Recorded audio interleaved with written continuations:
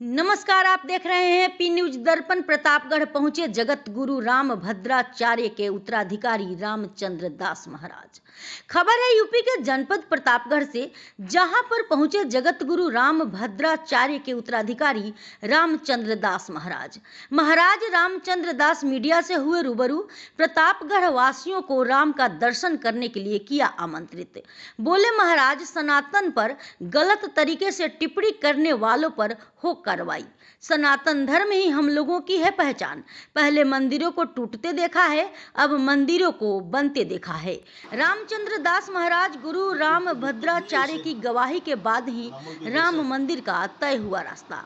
रामचंद्र दास महाराज जगत गुरु राम भद्राचार्य महाराज का अयोध्या में मनाया जाएगा 75वां जन्मदिन। भाजपा सांसद संगम लाल गुप्ता के आवास पर आयोजित प्रेस कॉन्फ्रेंस में जगत गुरु राम भद्राचार्य के उत्तराधिकारी आचार्य रामचंद्र दास ने राम मंदिर सनातन धर्म पर दिया बयान। प्रतापगढ़ आकर बड़ी प्रसन्नता हो रही है। रामचंद्र दास महाराज, जिम्मेदारियां दी गई हैं हमारे प्रतापगढ़ वासी भी बहुत बढ़ चढ़ कर हिस्सा ले रहे हैं। हमारे सांसद जी को भी गुरु जी ने जिम्मेदारी दी है, वहाँ की सेवा दी है।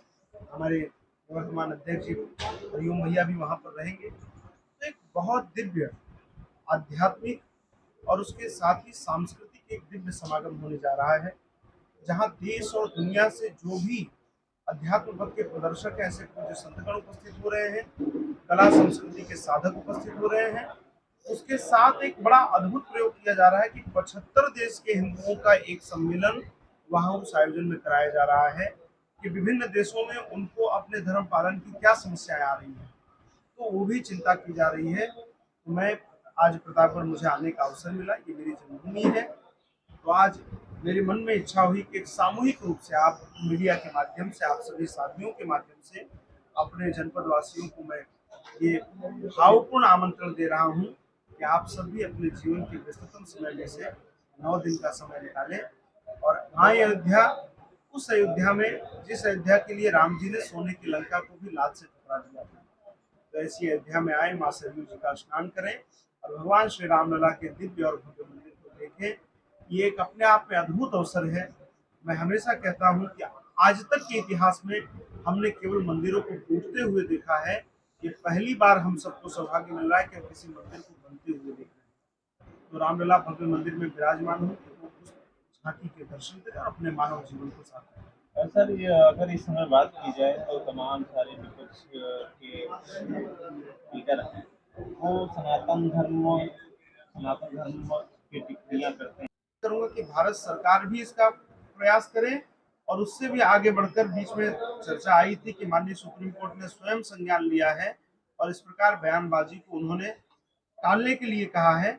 मैं माननीय सर्वोच्च न्यायालय से भी आग्रह करूंगा कि आपके यहाँ से सबको न्याय मिलता है। इस 100 करोड़ से अधिक हिंदुओं में और दुनिया भर में जो सनातन धर्म के प्रति आस्था रखते हैं, उन सबको इन सब बयानों से बहुत पीड़ा है।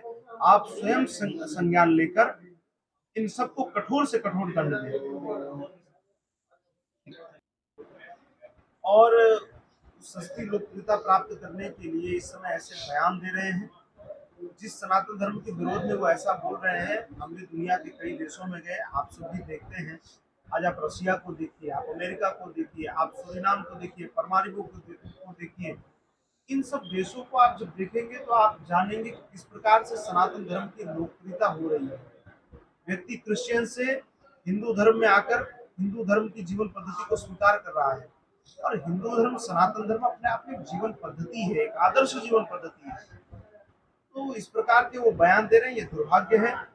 और मुझे लगता है कि अभी भी यदि वो नहीं सुधरे तो आने वाले चुनावों में जिस आशा के साथ वो ये बयान दे रहे हैं, उसके विपरीत परिणाम उनको प्राप्त होगा। उनका पूरी तरह से सुखड़ा साफ करने का काम सनातन धर्म का। सर, क्या लगता है आप सामूहिक जो है निमंत्रण लेके आए? आज से ही जौनपुर में विराजमान माँ शीतला धाम चौकिया में मेरी 5 दिवसीय हनुमत कथा है और हमारे प्रतापगढ़ के जो आश्रम से जुड़े हुए लोग हैं, हमारे सांसद जी, हमारे निवर्तमान अध्यक्ष जी, आप सबका आग्रह था तो हमने कार्यक्रम बदला और यहाँ से प्रतापगढ़ होकर जौनपुर जाने का निर्णय लिया। और मेरा एक स्वार्थ था, स्वार्थ ये था कि इसी बहाने जन्मभूमि की माटी को स्पर्श कर लेंगे, प्रणाम कर लेंगे। और दूसरी बात, आगामी 14 से 22 जनवरी जिस समय श्री रामलला अपने भव्य दिव्य मंदिर में विराजमान होने जा रहे हैं, लाखों राम भक्तों ने अपने प्राण न्यौछावर कर दिए उस भूमि के लिए, उस रामलला के भव्य मंदिर के लिए। और पूज्य गुरुदेव ने स्वयं कोर्ट में जाकर जो साक्ष्य दिया, उससे प्रभावित होकर श्री रामलला के पक्ष में निर्णय आया। और जिस समय रामलला भव्य मंदिर में विराजमान होने जा रहे हैं, उसी समय संयोग से पूज्य गुरुदेव का 75वां जन्मोत्सव भी हो रहा है। तो आगामी 14 से 22 जनवरी श्री अयोध्या जी में पूज्य गुरुदेव का अमृत महोत्सव।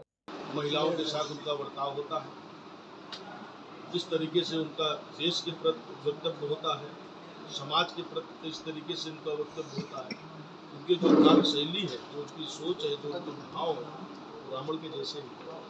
और वैसे भी उन्होंने जो घमंडिया गठबंधन बनाया, सारे चोर इकट्ठे होकर एक घमंडिया गठबंधन बना के उन्होंने देश को लूटने के लिए और मोदी को